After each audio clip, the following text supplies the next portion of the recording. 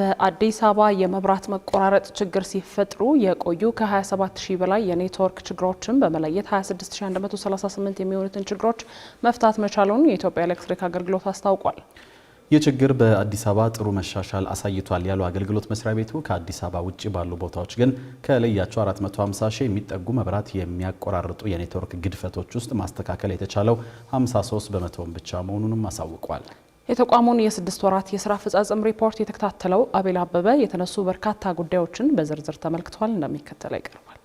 ከኢትዮጵያ ኤሌክትሪክ ኃይል የሚገዛውን ኃይል ከግዙፍ ኢንዱስትሪዎች እስከ ግለሰብ መኖሪያ ቤቶች አዳርሶ የመሸጥ ስራን የሚሰራው የኢትዮጵያ ኤሌክትሪክ አገልግሎት ባለፉት 6 ወራት 8806 ጊጋዋት ሰዓት ኃይልን በመግዛት ከዚህ ኃይል ሽያጭ 34.8 ቢሊዮን ብር በላይ ገቢ ማግኘቱን ያሳወቀው ባለፉት 6 ወራት ብቻ 47 አዲስ የገጠር ቀበሌዎችና መንደሮችን ከዋናው የኤሌክትሪክ መረብ ተደራሽ አድርጌያለሁ ያለው አገልግሎት መስሪያ ቤቱ ከዋናው መረብ ርቀው ያሉ ተጨማሪ 16 የገጠር ቀበሌዎች ደግሞ የሶላር ወይንም የፀሐይ ኃይል ተጠቃሚ እንዲሆኑ ተደርጓል ነው ያለው። በዚሁ ጊዜ ውስጥ ለኃይል ግዢ፣ ለገጠር ኤሌክትሪክ ማስፋፊያ እንዲሁም ለኤሌክትሪክ መስመር ግንባታና ጥገና ብሎም ለሌሎች መደበኛ ወጪዎች የወጣው ወጪ ደግሞ 52 ቢሊዮን ብር እንደሆነም ተነግሯል። በሌላ በኩል በአጠቃላይ 25 ሚሊዮን አባወራዎችን ከቆጣሪ ጋር ማገናኘት ሲገባው አሁን ላይ 5.5 ሚሊዮኑን ብቻ ከቆጣሪ ጋር ያገናኘው መስሪያ ቤቱ በ6 ወራትም ከ377 ሺህ በላይ ደንበኞችን ከቆጣሪ ጋር ለማገናኘት ቢያቅድም ዘንድሮም እንዳምናው ከእቅዱ ያነሰ ውጤት ማስመዝገቡን የተገለጸው።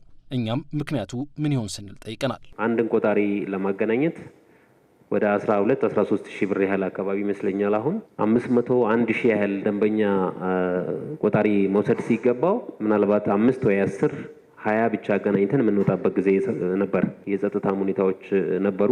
በዋናነት ግን የመክፈል አቅም ጋር የተያያዙ ጉዳዮች አንቆን ተይዘን የነበረው እሱን ለመፍታት እንዳልኩት ተቋሙም ከወለድ ባንክም እና ሌሎች የፋይናንስ ላይ የሚያግዙን አካላት ጋር አብረን ሰርተን እሱን ኢሹ ተፈተዋል። በቀጣይ እንግዲህ 6 ወራት የተሻለ አፈጻጸም እንጠብቃለን ማለት ነው። አገልግሎት መስሪያ ቤቱ አክሎም የቆጣሪ ተደራሽነት እቅዱን ለማስፋት ከዚህ ወር ጀምሮ የቆጣሪ ማገናኘት ስራው ከተቋሙ ውጭ ባሉ አካላት ጭምር እንዲሰራ አውትሶርስ ማድረጉን አሳውቋል። በሌላ በኩል ጠቅላይ ሚኒስትር አብይ አህመድ ሳይቀሩ በሰሞንኛው የፓርላማ ውሏቸው ያነሱት የኃይል አቅርቦት የዋጋ ውድነት ጉዳይ ላይ ተጨማሪ ማብራሪያ የሰጡት የኢትዮጵያ ኤሌክትሪክ አገልግሎት ዋና ስራ አስፈጻሚ ተቋማችን ብዙ የሚያስከፍል ሳይሆን ከፍተኛውን ወጪ ጫና የሚሸከም ነው ሲሉም ተደምጠዋል። እንዳልኩት ከአንድ ምንጭ ነው የምንገዛው ከሁሉም አገራት ጋር ወይራስ ግን በጫና ውስጥ ሆነን ሰብሲዳይዝ ተደርጎ ከምታስቡት በላይ ሰርቪስ እየሰጠ ያለ ተቋም ነው ማለት ነው።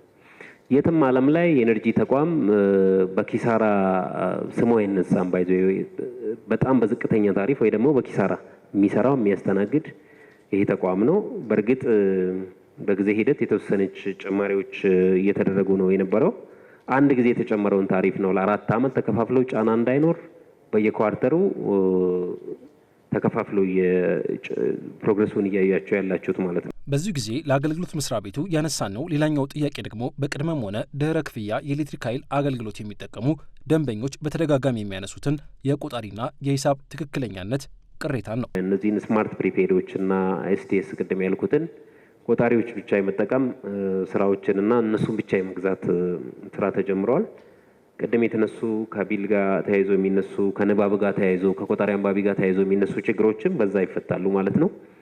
ንባቦቻችንም ደንበኞቻችን ኦንላይን በዲጂታል የቴሌግራም ቦት እና ሌሎች ዲጂታል አማራጮች መላክ የሚችልበት ስርዓት እየፈጠርን ያለ ነው። ሌላው የተቋሙ ችግር ተደርጎ በስፋት የሚጠቀሰውን የኃይል መቆራረጥ ጉዳይ ካነሳን ባለፈው ዓመት በአዲስ አበባ ብቻ ለመብራት መቋረጥ ምክንያት የሚሆኑ ችግሮች ከ20 ሺህ በላይ ሆነው ነበር የተመዘገቡት። ይህን ሁኔታ በመላ ኢትዮጵያ ወደ ዜሮ ማውረድ በአጭር ጊዜ የማይታሰብና ሰፊ ኢንቨስትመንት የሚጠይቅ ነው ቢልም ተቋሙ ስላመጣቸው የተሻሻሉ ውጤቶችም ማብራሪያ ሰጥቷል። የአዲስ አበባ ኔትወርክ ላይ ብቻ ከ27 ሺህ በላይ ችግሮችን ተሸክሞ የሚሰራ ኔትወርክ ነበረን ማለት ነው።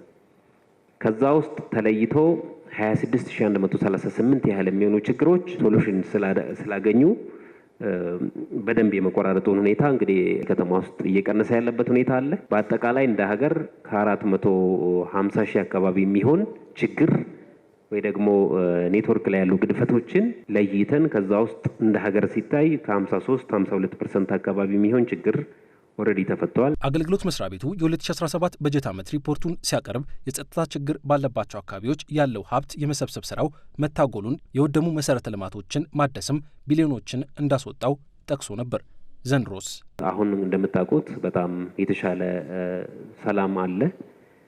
ኢነርጂ ድሮም ቢሆን አልተቋረጠም እያገኙ ነው የነበሩት እነዛ አካባቢዎች። እንዲሁም መሰብሰብ ነው ያልቻልነው እኛ ከዛ እንጂ አልተቋረጠባቸው ኃይል እያገኙ ነው ያሉት። ስለዚህ እሱም በተመለከተ በደንብ ሰፋፊ ስራዎችን እየሰራን የወደሙ ኔትወርኮችን ደግሞ አልፎ አልፎ ያሉበትን መልሶ የመስራት የማጠናከር ስራዎች ከትግራይ እስከ ኦሮሚያ ጭምር አማራም ያሉትን በሰፊው ሲሰራ ነው የቆየው ማለት ነው። ባበለጸገው የዲጂታል አማራጭና በተለያዩ መንገዶች በ6 ወራት ውስጥ 311 የሙስናና መሰል ችግሮች ጥቆማዎች እንደደረሱት ያሳወቀው የኢትዮጵያ ኤሌክትሪክ አገልግሎት በ6 ወራት ውስጥ በአጠቃላይ 615 አስተዳደራዊ እርምጃዎችን መውሰዱንና 13 ሰራተኞችን ከስራ ሲያሰናበት 481ዱን ደሞዝ ቀጥቶ ለ157ቱ የጽሑፍ ማስጠንቀቂያ መስጠቱን አሳውቋል።